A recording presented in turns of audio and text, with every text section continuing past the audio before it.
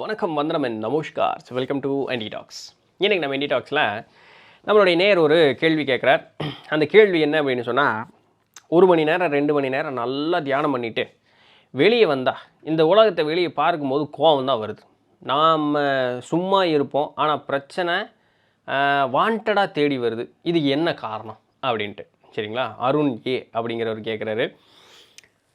பாருங்கள், 1 மணி நேரம் 2 மணி நேரம் தியானம் பண்ணிவிட்டு இதுக்கு முன்னாடி நம்மளுடைய வெப்சைட் ndbookshelf.com. ஸோ உள்ளே போய் தேடி பாருங்கள். நிறைய சுவாரஸ்யமான யோகம், சித்தர்கள், அதுக்கப்புறம் lots and lots of collection of books அப்படிங்கிறது உள்ளே இருக்குது. பாருங்கள். அண்ட் சும்மா பார்த்துட்டு வராதிங்க, ஏதாவது புக்கு வாங்குங்க. ஓகே. ஸோ 1 மணி நேரம் 2 மணி நேரம் நான் வந்து தியானம் பண்ணுறேன், அதுக்கப்புறம் கண்ணை முழிச்சு வெளியே வந்து பார்த்தா கடுப்பாக இருக்குது அப்படின்னு சொல்லிட்டு, அப்போ என்ன தியானம் பண்ணீங்க?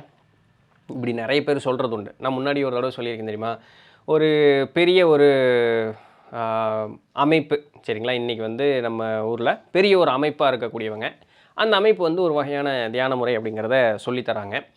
அந்த அமைப்பில் இருக்கக்கூடிய அந்த அமைப்பை சார்ந்தவர்கள், சரிங்களா, அந்த தியான முறையை பயிற்சி செய்து அந்த சொல்லித்தர அந்த குரு மேலே அதிகமான ஈடுபாடு கொண்டு இன்றைக்கியும் எங்கே போனாலுமே இதுதான் சிறந்த ஒரு முறை அப்படின்னு சொல்லக்கூடிய இடத்துல இருக்கக்கூடியவர்கள், வயதிலையும் பெரியவர்கள், இப்படி இருக்கக்கூடிய ஒரு 2 பேர்த்த பார்ப்பதற்குண்டான சந்தர்ப்பம் ஒரு நாள் கிடச்சிது.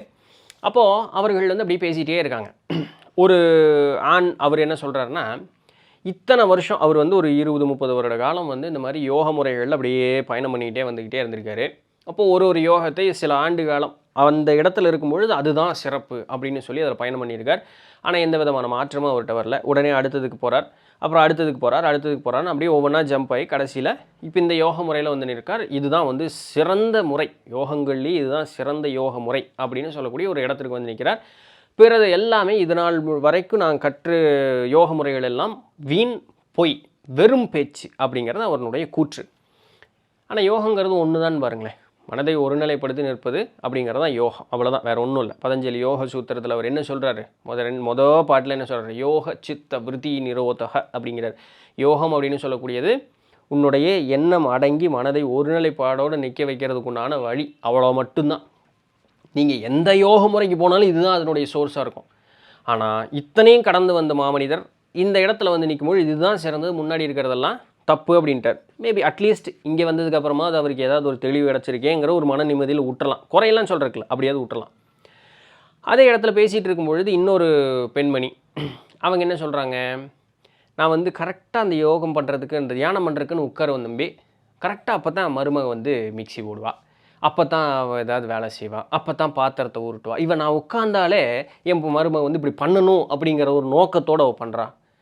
ஆனால் அவங்க சொன்ன நேரம் என்ன தெரியுங்களா, 10 மணி 11 மணிக்கு உட்காருவன் தம்பி, போட்டு உருட்டிகிட்டே இருப்பான். 10 மணி 11 மணிக்கு மத்தியானம் சோறு சமைக்கிற நேரங்க. அப்புறம் அந்த புள்ள வேலை செய்யாமல் என்ன பண்ணும்? இந்த அம்மா 1 மணி நேரம் 1.5 மணி நேரம் ஜாலியாக இப்படி உட்காந்துட்டு புத்தி ஊர் சுற்றி விட்டுக்கிட்டு இருக்கு அப்படிங்கிறதுக்காக இந்த புள்ள வேலை செய்யாமல் இருக்கு. நாளைக்கு என்ன சொல்லுவாங்க, என்ன நான் தான் உட்காந்துட்டேன், இவள் மருமக என்ன வேலை செய்ய வேண்டியது தானே அப்படிம்பாங்க. இவங்களே தான் அதையும் சொல்லுவாங்க. அப்போ இந்த புள்ள அதுக்கு தெரியுது, ஆரம்ப நாள்லலாம் நல்லா தாங்க இருந்தது, நம்ம இந்த யோகம் பயிற்சி பண்ணதுக்கப்புறம் அது என்னமோ அந்த பிள்ளைக்கு பிடிக்கலிங்க, அதனால இந்த மாதிரியெல்லாம் பிஹேவ் பண்ணுறா அப்படின்னு. அப்படியெல்லாம் இல்லை, அந்த பிள்ளை ஆரம்பத்துலேருந்தே அப்படி தான் இருந்திருக்கும். இவங்களுக்கு இப்போ வித்தியாசமாக தெரியுது, அவ்வளோதான்.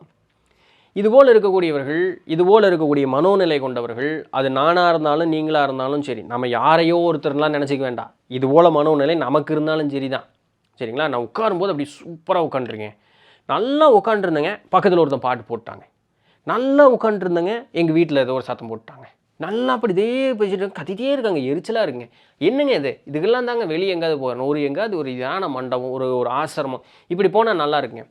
போனால் மட்டும் எப்படி நல்லா இருக்கும்? யோகம் அப்படிங்கிறது எங்கே உட்கார்ந்தாலும் தன் மனசு அடங்கிறது தான், அது எங்கே உட்கார்ந்தாலும் அடங்கணும், சரிங்களா. நம்ம விஞ்ஞான பைரவ தந்திரம் பார்த்துக்கிட்டு இருக்கோம் இல்லையா, அந்த இடத்துல இன்னும் 2 பதிவு தான் வருது, போடுவோம், சரிங்களா. அதில் ஈசனார் என்ன சொல்கிறாருங்க, ஒரு யோகியானவருக்கு வந்து நல்லது கெட்டது அப்படின்னு சொல்லக்கூடியதோ, தூய்மையானது தூய்மை அற்றது அப்படின்னு சொல்லக்கூடியதோ, இது நிம்மதி இது நிம்மதி அற்றதுன்னு சொல்லக்கூடிய அந்த மனோநிலையெல்லாம் அவருக்கு இருக்காது அப்படிங்கிறாங்க. அந்த இடத்தில் பயணிக்கக்கூடியவர் தான் ஒரு யோகின். அந்த நடுப்பகுதியிலே அவங்க இருப்பாங்க. இதாங்கிற அந்த ஒரு ஞாபகம் உங்களுக்கு இருக்காது. இப்போது நீங்கள் ஒரு ஆசிரமம் போகிறீங்க, அந்த இடம் ஏற்கனவே அமைதியாக இருக்குது, அங்கே போய் நீங்கள் அப்படி நிம்மதியாக உட்காரல பெரிய ஒரு விஷயமே கிடையாது. அந்த நிம்மதி இல்லாத இடத்துலையும் நிம்மதி நமக்கு கொண்டு வர வச்சுக்கிறோம் பாருங்க, அதுதான் சேலஞ்சே. நீங்கள் அப்படி ஒரு இடத்துலையும் உங்களுடைய நிம்மதியை கொண்டு வந்து நிறுத்துறதுக்கு மனசை ஒருநிலைப்படுத்தி பழகணும். ஏற்கனவே நிம்மதியாக இருக்கிற இடத்துல போய் நீங்கள் என்ன நிம்மதி காங்கன்றீங்க? அங்கே நீங்கள் சும்மா உட்கார்ந்தாலும் சும்மா அங்கே காத்தார நடந்துட்டு போனாலும் உங்களுக்கு நிம்மதியாக தான் இருக்கும். ஏன்னா அந்த இடமே அப்படி தான் இருக்குது. அப்போ அது இல்லாத இடத்துலையும் நீங்கள் நிம்மதியை பிடிக்கிறீங்கன்னா தான் நீங்கள் பெரிய ஆள். அதுதான் நீங்கள் ஜெயிச்சதுக்கு உண்டான ஒரு ஒரு ஒரு இடம் இது இல்லையா? அதுதான் அதுக்கு உண்டான இலக்கணம். ஸோ 1 மணி நேரம் 2 மணி நேரம் இல்லைங்க, நீங்கள் 7-8 மணி நேரம் தியானம் பண்ணாலும் சரி. ஏன்னா அப்படி ஒருத்தர் சொன்னார் என்கிட்ட, தினமுங்க 7 மணி நேரம் தியானம் பண்ணுறேங்க, அப்படி உட்கார்ந்த எந்திரிக்கவே மாட்டேன். எனக்கு ஆச்சரியமாக போச்சு. 7 மணி நேரம் தியானம் பண்ணுறியா? உங்கள் மேலே அப்படி எந்த விதமான ஒரு அடையாளமுமே இல்லையே அப்படிங்கிற நான் மனசுக்குள்ள ஏன் போய் அவர்கிட்ட சொல்லாட்டி, அத்தனை 7 மணி நேரம் தியானம் பண்ணுறது இருந்தாலும் மனசை வந்து ஒருநிலைப்படுத்துறது. யோ அப்போ 7 மணி நேரம் என்னையா பண்ணிக்கிட்டு இருந்தேன் அப்படின்னு. 7 மணி நேரம் போச்சா 24 மணி நேரத்தில்? 7 மணி நேரம் தியானம் பண்ணுற மனுஷனுக்கு இன்னும் மனசு அடங்கலைன்னு சொன்னால் அப்போ 7 மணி நேரம் என்ன பண்ணிட்டு இருந்தார்? அவர் ஏதோ வேலை செய்கிறதுக்கு சோம்பேறித்தனப்பட்டு சும்மா உட்காந்துட்டார் போல. 7 மணி நேரமும் தியானம் செஞ்சு மனசு அடங்கலைன்னு சொல்லக்கூடிய மனசு. இப்போ இவர் அப்படி தான், இந்த ஒரு நண்பர் அப்படி தான் சொல்கிறார். ஏன் மனசு அடங்கலைன்னு என்கிட்ட கேட்டால் எனக்கு எப்படி தெரியும்? வெளியில் பார்த்தா அது எப்படி கோபம் வரலாம்? இந்த உலகம் அப்படிங்கிறது அது அப்படி தான். இந்த உலகம் சத்தஞ்சல்லலோடு தான் இருக்கும். நான் அமைதியாகிட்டேன் அதுக்காக என்னை தொந்தரவு பண்ணாதேன்னு நம்ம சொல்லக்கூடாது. முதல்ல சாமி கும்பிட்டுருக்கும்போது நம்ம காலேஜெல்லாம் படிக்கிற காலத்தில் என் ஃப்ரெண்டு வருவான் தியாகராஜன் சொல்லிட்டு, நம்ம விளக்கு பற்ற வச்சுட்டு அங்கே சாமி கும்பிட்டுருப்பான். அவன் பாட்டுக்கு பக்கத்தில் உட்காந்து லேப்டாப்பில் பாட்டு சத்தமாக போட்டு கேட்டுக்கிட்டு இருப்பான். நான் வந்துட்டு திரும்பி கேட்டேன், ஏன்டா சாமி கும்பிட்றனே இப்படி பாட்டு போட்டுருக்கு? நான் ஒரே வார்த்தை கேட்டேன், சாமி நீ அங்கே கும்பிட்ற உன் பொழப்பு அதுதானே, நான் என்ன பண்ணுன்னா உனக்கு என்ன கவனம் வந்ததுன்ட்டான். எனக்கு அது அப்படியே சம்மட்டியில் அடித்த மாதிரி இருந்தது. கரெக்டு தானே, என் புத்தி இங்குள்ள இருக்கணும், என் புத்தி ஏன் பாட்டுக்கு போகுது? அப்போ திருந்த வேண்டியது யார்? பாட்டை நிறுத்துன்னு அவனை நம்ம சொல்லக்கூடாது, நான் தான் திருந்தணும். என் புத்தி தான் இங்கே கவனம் இல்லாமல் இருக்குது. நம்ம என்ன சொல்லுவோம், என் கவனம் சிதறதுக்கு நீ வேணும். அது எப்படிதான் சிதறும்? உன் புத்தி தானே. அவன் சிதற வைக்கவே முடியாது, அது நீ தான் சிதற வச்சுக்கிட்டு இருக்க. அப்போ இதை யார் அடக்க முடியும்? நீ தான் அடக்க முடியும். இந்த உலகம் எப்படி வேணாலும் இருக்கலாம், நான் ஒரே நிலையோடு இருந்தேன்னா போதும். அதுக்குத்தான் நம்ம பயிற்சி எடுக்கணும், அதுக்கு தான் இந்த பிறப்புங்கிறதே எடுக்கிறோம். இந்த உலகத்தை மாற்றுறதுக்காக நம்ம வரல, நம்மளை நாம் மாற்றிக்கிறதுக்காக தான் இந்த இடத்துக்கு வந்திருக்கோம். அதனால் 1 மணி நேரம் 2 மணி நேரம் இல்லைங்க, நீங்கள் 1 நிமிஷமாவது அமைதியாக உட்கார்றக்கு உங்களால் முடிஞ்சுது அப்படின்னு சொன்னால் மனதளவில் முதல்ல மாற்றம் ஏற்படும், அடுத்தது உடல் அளவில் மாற்றம் ஏற்படும். இந்த 2 மாற்றமும் என்ன பண்ணுன்னா, உங்கள் பக்கத்தில் அணுகுண்டே தூக்கி போட்டாலும் சரி நீங்கள் சும்மா அப்படி இருப்பீங்க. இந்த சும்மாங்கிறது என்ன, பேசாமல் அது எப்படிங்க அந்த சும்மா இருக்கிறது? அது ஒரு வகையான நிம்மதிங்க. அந்த சும்மா இருக்கிறனுடைய நிம்மதி எப்படி விவரித்து சொல்ல முடியும்? அது அப்படியே அவங்க இருப்பாங்க, அவ்வளோதான், அப்படி இருப்பாங்க. அவங்களுக்கு எந்த விதமான பாதிப்பும் அவர்களுக்கு ஏற்படாது. சரிங்களா? ஸோ அதற்கு தான் நம்மளை பழக்கிக்கணுமே தவிர, நம்ம இதெல்லாம் பண்ணுறோம் அப்படிங்கிறதுக்காக ஊர் மாறணும்னு நம்ம நினைக்கக்கூடாது, வீடு மாறணும்னு நினைக்கக்கூடாது, வீட்டில் இருக்க மக்கள் மாறணும்னு நினைக்கக்கூடாது. இப்போ நான் மட்டும் ஒன்று பயிற்சி பண்ண போனேன்னா தானே எனக்கு இந்த பிரச்சனை, வா நீயும் வந்து படி எல்லாத்தையும் அப்படின்னு சொல்லி எல்லாத்தையும் இழுத்துட்டு போகிறது. இதனாலலாம் ஒரு பயனும் இல்லை. நமக்கு ஈடுபாடு இருக்கலாமா இருக்கும், அதுக்குன்னு அவங்களுக்கு ஈடுபாடு இருக்கணும்னு அவசியம் கிடையாது.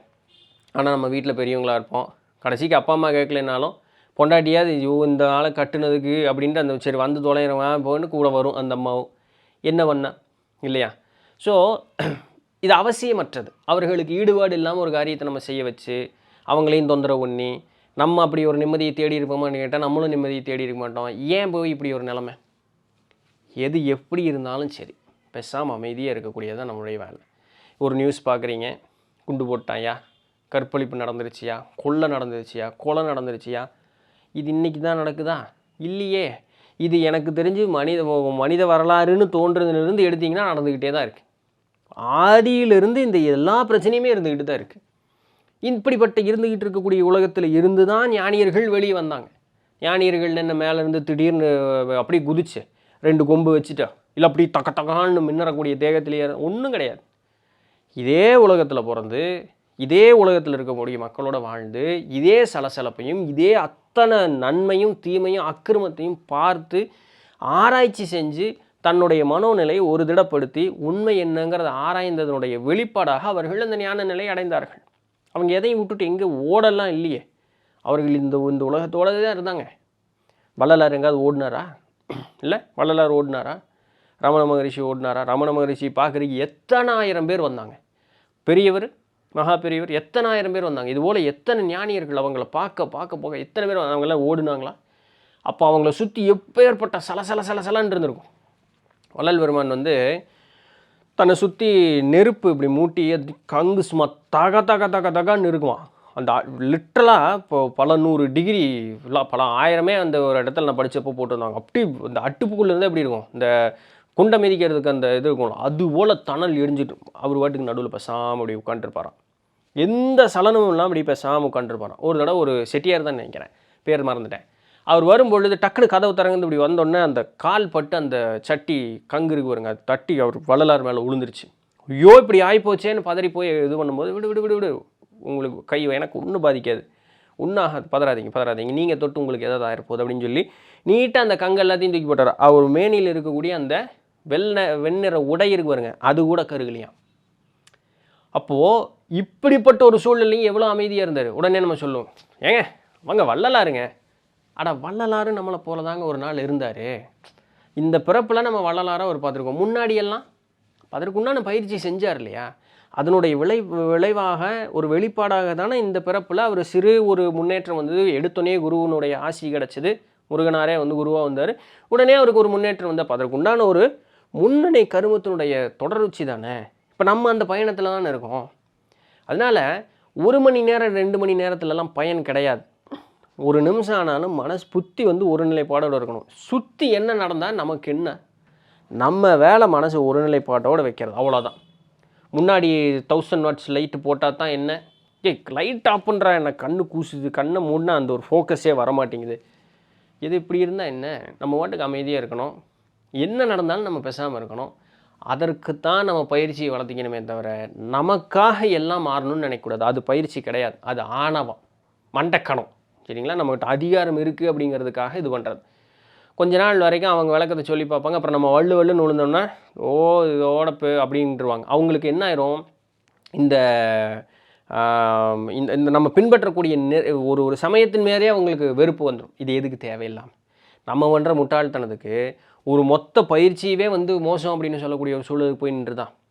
இது அவசியமா வேண்டாம் இல்லைங்களா. ஸோ அதனால் அவரவர் மனம் வந்து ஒருநிலைப்படுவதற்குண்டான வழியை மட்டும் நம்ம பார்த்துக்கலாம். இந்த உலகம் எப்படியோ அது அப்படி தான், அது இருக்கிறத அப்படியே ஏற்றுக்கொள்ளக்கூடிய மனோநிலைக்கு நம்ம வரணும். சரிங்களா, அதுதான் உண்மையாலுமே நம்மக்கிட்ட வரக்கூடிய ஆத்ம விசாரணையின் மூலமாக இல்லை பயிற்சியின் மூலமாக ஏற்படக்கூடிய மாற்றம் அப்படின்னு சொல்லக்கூடியது.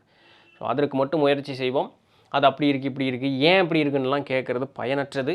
போதுமான அளவுக்கு ஆத்ம விசாரணை செய்து பயிற்சியில் ஈடுபட்டோம்னா எல்லாம் நல்லது ஒரு நிலை அப்படிங்கிறதுக்கு ஏற்படும். இதான் இன்றைக்கு உண்டான வீடியோ. பிடிச்சிருந்திருக்கும், இன்ஃபர்மேட்டிவாக இருந்திருக்கும் அப்படின்னு நம்புகிறேன்.